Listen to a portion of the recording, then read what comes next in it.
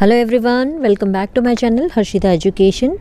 Today we are going to start chapter 1 Environment from class 7th SS Geography Ncert syllabus semester 1.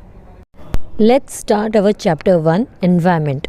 After the long vacation, when Ravi started going to school again, he noticed that the only playground next to his school way was dug up. People said that a huge building with many flats will be constructed there. Ravi was almost in tears when he realized that the big playground with its soft grass, marigolds, and butterflies is gone forever. He shared his feelings with his classmates. In the assembly, the principal too sadly observed, "See how our environment is changing." तो एक लंबी छुट्टी के बाद जब रवि ने फिर से स्कूल जाना शुरू किया तो उसने देखा कि उसके स्कूल के जो पास में एक लंबा जो खेल का जो मैदान था उसे खोदा गया था। तो लोगों ने कहा कि कई फ्लैटों के साथ एक विशाल इमारत का यहाँ पे निर्माण किया जाएगा। रवि लगभग इस बात को लेकर रो रहा था जब उसने महसूस किया कि उसकी घास गेंदा का फूल है और जो तितलियों के साथ जो बड़ा खेल का मैदान है वो हमेशा के लिए यहाँ से चला जाएगा। उन्होंने उसके जो क्लासमेट्स थे उसके साथ इस फीलिंग को उसने शेयर किया। तो असेंबली हॉल में प्रिंसिपल भी बहुत दुखी थे। उन्होंने कहा, देखिए हमारा एनवायरनमेंट किस तरह से एकदम बदल रहा है। In the class Ravi asked his teacher, what is environment? Whatever you see in your surrounding, said the teacher. तो अपनी क्लास में रवि ने अपने टीचर से पूछा कि मैडम या सर एनवायरनमेंट क्या है। तो इस बात पर उसके जो टीचर थे उसने बताया कि जो कुछ भी आप अपने सराउंडिंग में देखते हैं उसे हम एनवायरनमेंट कहते हैं। Ravi thought aloud, that means the school building, tables, chairs in this classroom, even the open field, the road, the garbage, my friends, all are parts of our environment. तो रवि ने ज़ोर से कहा, इसका मतलब है कि स्कूल की बिल्डिंग, क्लास में जो कुर्सियां हैं, यहाँ तक कि जो खुले मैदान हैं, सड़क पे जो कचरा है, ये मेरे जो दोस्त हैं, ये सब हमारे एनवायरनमेंट का आप कह सकते हैं हिस्सा है। Now work in pairs, make a list with your classmate sitting next to you of the creations of nature and by human beings. तो उसके टीचर ने उसे कहा, हाँ लेकिन रुको, कुछ वस्तुएं हैं जो प्रकृति द्वारा निर्मित है, मतलब बाय नेचर उसको बनाया गया है। तो एग्जाम्पल के लिए यहाँ पे दिया है पहाड़, नदियाँ, पेड़, जानवर और दूसरी जो चीज़ें हैं तो जो लोगों द्वारा बनाई जाती हैं। जो एग्जाम्पल में आपको दी है तो जो सड़क है, कार है, कपड़े हैं, किताबें, तो ये मैन मेड चीज़ें आपको दी है। Now work in pairs, make a list with your classmate sitting next to you of the creation of nature and by human beings. तो अब आप लोगों को क्या करना है, आपको पेयर्स में काम करना है, यानी दो की पेयर्स में आपको काम करना है। तो अपने क्लासमेट के साथ मिलकर एक लिस्ट आपको बनानी है जो आपके साथ बैठे हों, और जो लिस्ट आप बनाएं उसमें आप मैन मेड थिंग्स और जो चीज़ें नेचर द्वारा क्रिएटेड है उसके कुछ एग्जाम्पल लिखें। तो यहाँ पे आप देख सकते हैं, आपको यहाँ पे साइड में ब्लू बॉक्स में एक दिया है, environment is our basic life support system. It provides the air we breathe, the water we drink, the food we eat and the land where we live. तो एनवायरनमेंट हमारा एक basic life support system है जो हमें सांस लेने में हवा देता है, जो पानी हम पीते हैं, जिस भूमि पर हम रहते हैं, तो ये सब हमें एनवायरनमेंट से मिलता है। How do human beings modify this natural environment? The car fumes pollute the air, water is collected in a pot, food is served in vessels and land is used to build factories. तो human being इस natural environment को कैसे modify कर रहे हैं? जैसे जो car का धुआं है, हवा और पानी जो कि एक मटके में या किसी वेसल में भरा है उसे प्रदूषित करता है। जहाज़ों के निर्माण के लिए ज़मीन पर कारखाने बनाए जाते हैं।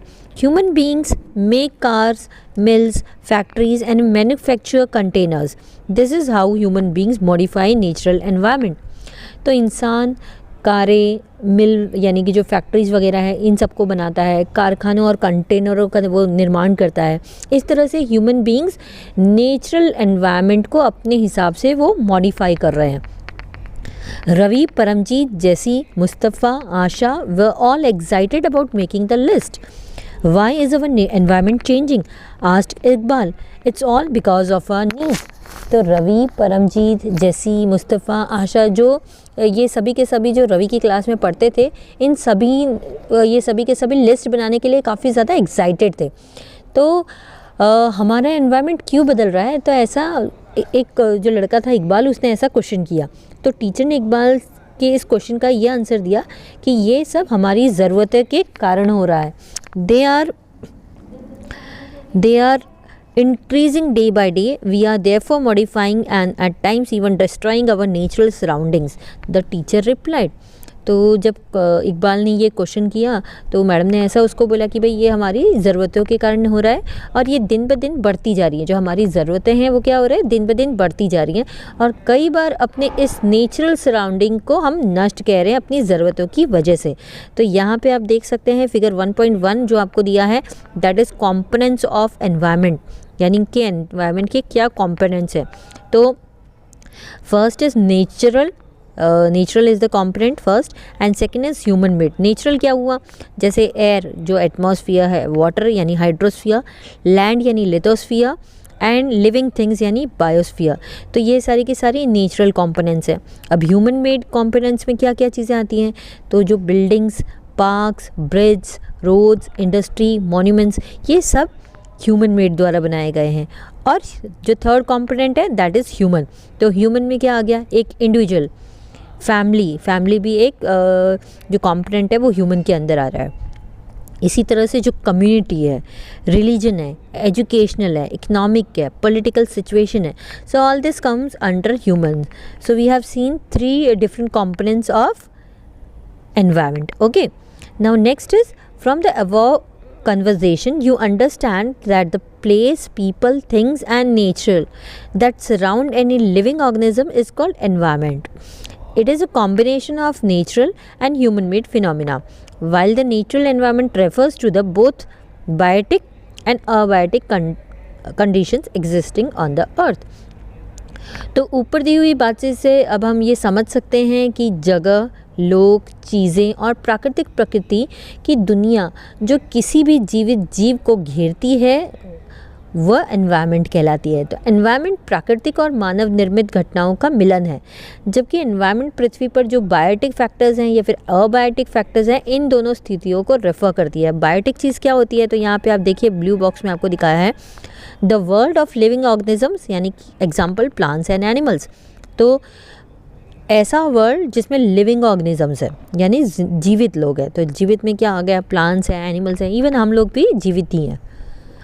अबायोटिक क्या हुआ, the world of non living elements, example land.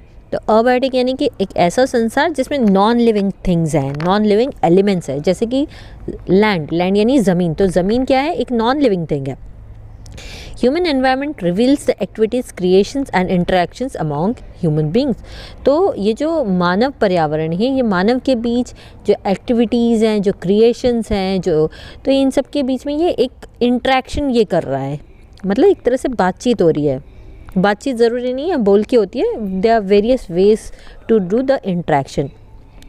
Now our next topic is natural environment. Land, water, air, plants and animals comprise the natural environment. You are familiar with the meaning of lithosphere, hydrosphere, atmosphere and biosphere from your previous class. Let us learn some more facts about these domains. तो ज़मीन, पानी, हवा, पौधों और जानवरों, ये सब मिलकर हमारा नेचुरल एनवायरनमेंट बनते हैं। तो आप अपनी पिछली क्लास में लिथोस्फियर, हाइड्रोस्फियर, एटमॉस्फियर और बायोस्फियर का अर्थ मतलब आप मीनिंग से एकदम आपको एकदम परफेक्टली पता है कि ये सारी चीज़ें क्या हैं। तो आइए इन डोमेन के बारे में हम कुछ और फैक्ट्स जानते हैं। तो first is lithosphere. Lithosphere is the solid crust or the hard top layer of the earth. It is made up of rocks and minerals and covered by a thin layer of soil. It is an irregular surface with various landforms such as mountains, plateaus, plains, valley, etc. Landforms are found over the continents and also on the ocean floors. तो lithosphere ठोस पपड़ी या कठोर पृथ्वी की परत है एक surface है, ये चट्टानों और खनिजों से बना है और मिट्टी की एक पतली परत द्वारा कवर किया गया है। तो ये विभिन्न जो लैंड फॉर्म्स हैं इसकी एक इरेगुलर सरफेस है, जैसे कि इसमें इरेगुलर सरफेस में पर्वत आ गए जो माउंटेन्स वगैरह हैं, पठार यानी जो प्लेटूज वगैरह हैं, मैदान यानी जो प्लेन्स हैं, घाटियाँ यानी कि जो वैलीज़ वगैरह हैं, तो ये सारी चीज़ें आ गई। तो ये जो लैंड फॉर्म्स हैं ये कॉन्टिनेंट्स के ऊपर और समुद्र तल पर भी पाए जाते हैं। Lithosphere is the domain that provides us forest, grasslands for grazing, land for agriculture and human settlements. It is also a source of mineral wealth. तो लिथोस्फीयर वो डोमेन है जो हमें जंगलों, जो एनिमल्स जो अपने चारे के लिए इधर उधर घूमते हैं, जो घास खाते हैं, तो चराई के लिए मैदान, घास के मैदान, फिर खेती के लिए जो ज़मीन है, मानव बस्तियों के लिए जो ज़मीन है, ये सब हमको वो प्रोवाइड करता है। ये मिनरल वेल्थ का भी एक बहुत बड़ा सोर्स है आप कह सकते हैं। तो यहाँ पे आपको देख सकते हैं फिगर 1.2 में डोमेन्स ऑफ द एनवायरनमेंट आपको दिखाया है। तो एटमॉस्फेयर, ये जो ऊपर आपको ब्लू पार्ट दिख रहा है जहाँ पे एरोप्लेन वगैरह उड़ते हैं, फिर हाइड्रोस्फीयर यानी जहाँ पे शिप है, फिर लिथोस्फीयर जहाँ पे बस चल रही है, ट्रैक्टर चल रहा है, जहाँ पे हमारे घर बने हुए हैं, और बायोस्फीयर यानी इन तीनों के संगम को हम बायोस्फीयर कहते हैं। Okay, now the domain of water is referred to as hydrosphere. It is comprises of various sources of water and different types of water bodies like rivers, lakes, seas, oceans, etc. It is essential for all living organisms. तो पानी के क्षेत्र को जलमंडल यानी कि hydrosphere, hydro यानी कि पानी, तो हाइड्रोस्फीयर इसे कहा जाता है। इसमें जल के बहुत सारे सोर्स हैं और बहुत सारी तरह तरह की वाटर बॉडीज़ हैं हाइड्रोस्फीयर के अंदर। तो जैसे नदी, झील, समुद्र, महासागर, ये सब इसके अंदर शामिल है, जो कि सभी जीवित जीवों के लिए बहुत ज़्यादा ज़रूरी है। आप सभी जानते हैं कि बिना पानी के हम लोग नहीं रह सकते। The atmosphere is the thin layer of air that surrounds the earth. The gravitational force of the earth holds the atmosphere around it. It protects from the harmful rays and scorching heat of the sun. It consists of a number of gases, dust and water vapor. The changes in the atmosphere produce changes in the weather and climate. Plant and animal kingdom together make biosphere or the living world. It is a narrow zone of the earth where land, water and air interact with each other to support life. तो atmosphere यानी वायु की सबसे पतली परत है जो पृथ्वी को घेर के रखती है। हमारे अर्थ के आगे पीछे एक लेयर है एयर गैसेस की, जिसे हम एटमॉस्फियर कहते हैं। तो पृथ्वी का जो ग्रेविटेशनल फोर्स है अपने आसपास का एटमॉस्फियर को वो पकड़ के रखता है, और ये हमारी सूरज से जो हानिकारक जो अल्ट्रावायलेट जो रेज़ हैं और जो चिलचिलाती गर्मी से हमको ये प्रोटेक्ट करके रखता है। तो इसमें कई गैसें हैं, धूल और वाटर वेपर है। एटमॉस्फेयर में होने वाले चेंजेस से वेदर और क्लाइमेट दोनों में ही बदलाव होता है।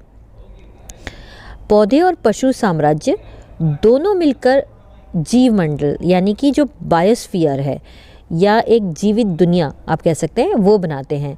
और ये पृथ्वी की एक नैरो जगह है जहाँ जीवन का समर्थन करने के लिए, साथ देने के लिए जो लैंड है यानी कि जो भूमि है, पानी है और वायु, ये एक दूसरे के साथ इंटरेक्ट करते हैं। What is ecosystem? At an NCC camp, the Ravi's class was attending.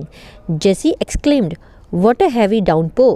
It reminds me of my home in Kerala. You should come and see how it pours and pours and pours over the lush green fields and coconut plantation." Hira from Jaisalmer exclaimed, "We get no rains. We see only kikar and sand as far as the eyes can see. But you also find camels," said Ravi. What is ecosystem? तो ecosystem क्या होता है? तो रवि एक NCC camp की class attend कर रहा था। जैसी ने कहा कितनी तेज़ बारिश हो रही है, इससे मुझे केरल में मेरे घर की याद आ रही है। तो वो बोल रही है कि आपको केरल विज़िट करना चाहिए कि किस तरह वहाँ बारिश होती है और हरे भरे खेतों और नारियल के बागानों में जो बारिश बरसती है वो देखने लायक है। इतने में जो जैसलमेर से आई हीरा होती है वो कहती है, हमारे यहाँ कोई बिल्कुल बारिश ही नहीं होती है, हम केवल कीकर और रेत ही वहाँ पर देख सकते हैं। तो जहाँ तक हमारी आंखें देख सकती हैं वहाँ सिर्फ हमें रेत ही रेत दिखाई देते हैं। तो इस पर जो रवि है वो बोलता है वहाँ ऊँट भी तो दिखते हैं, ऐसे करके वो बोलता है। तो यहाँ पे आप देख सकते हैं फिगर 1.3 आपको ये दिखाया है कि ये जो पॉन्ड है, तो एक पॉन्ड का इकोसिस्टम दिखाया गया है कि यहाँ पे हाइड्रोस्फीयर भी है, लैंड भी है एंड एटमॉस्फेयर भी है। तो ये सब तीनों मिलके बायोस्फीयर हो रहा है। Okay, Hira says not just camels, if you visit our desert you will see snakes, lizards and many insects too. Ravi wondered, why do the animals, the vegetation and the way people live vary from place to place? Are they all related to each other? तो हीरा कहती है सिर्फ ऊँट ही नहीं दिखते, अगर आप हमारे रेगिस्तान में जाते हैं तो आपको सांप, छिपकली और कई कीड़े भी दिखाई देंगे यहाँ पर। तो रवि को आश्चर्य होता है क्यों अलग अलग जगहों पर जो जानवर हैं, जो पेड़ पौधे हैं और जो लोगों का रहने का तरीका है वो अलग अलग होता है। तो क्या ये सभी एक दूसरे से रिलेटेड है? तो इस पे जो उसकी टीचर होती है वो बोलती है, oh yes very much so, the teacher replied. तो रवि की टीचर ने बताया कि जी हाँ, ये सब अलग अलग हैं लेकिन एक दूसरे से रिलेटेड है। All plants, animals and human beings depend on their immediate surroundings. Often they are also interdependent on each other. This relation between the living organisms as well as the relation between the organisms and their surroundings form an ecosystem. There could be an ecosystem of large rainforest, grassland, desert, mountains, lake, river, ocean and even a small pond. Do you think the park in which Ravi and his friends played formed an ecosystem? तो सभी पौधे, जानवर और इंसान अपने आसपास के वातावरण पर निर्भर हैं। अक्सर वे एक दूसरे पर निर्भर भी होते हैं। जीवों के बीच ये संबंध, साथ ही जीवों और उनके सराउंडिंग के बीच संबंध एक इकोसिस्टम बनाते हैं। तो जहाँ बहुत बारिश होती है, ऐसे जंगल, घास के मैदान, रेगिस्तान, पहाड़, झील, नदी, महासागर और यहाँ तक कि एक छोटा तालाब भी, ये सब मिलकर इकोसिस्टम बनाते हैं। तो क्या आपको लगता है कि जिस पार्क में रवि और उसके जो दोस्त हैं वो खेला करते थे, वो सब भी एक इकोसिस्टम ही फॉर्म करते हैं? Next is human environment. Human beings interact with the environment and modified it according to their need. Early humans adapted themselves to the natural surroundings. They led a simple life and fulfilled their requirements from the nature around them. With time, needs grew and became more varied. Humans learned new ways to use and change environment. They learned to grow crops, domesticate animals, and lead a settled life. The wheel was invented, surplus food was produced, barter system emerged, trade started, and commerce developed. Industrial revolution enabled large-scale production. Transportation became faster. Information revolution made communication easier and speedy across the world. तो अब हम बात कर रहे हैं हमारे human environment के बारे में। तो ह्यूमन अपने इस एनवायरनमेंट से इंटरेक्ट करते हैं और अपनी आवश्यकता के अनुसार इसे मॉडिफाई करते हैं, यानी बदलते रहते हैं। तो आदि मानव ने खुद को नेचुरल सराउंडिंग के अकॉर्डिंग अपने आप को अडेप्ट किया था। उन्होंने एक साधारण जीवन व्यतीत किया और अपने आसपास की जो प्रकृति थी उससे बहुत अपनी आवश्यकताओं को उन्होंने पूरा किया। समय के साथ ज़रूरतें उनकी बढ़ती गई और अधिक विविध यानी कि डाइवर्स होती गई।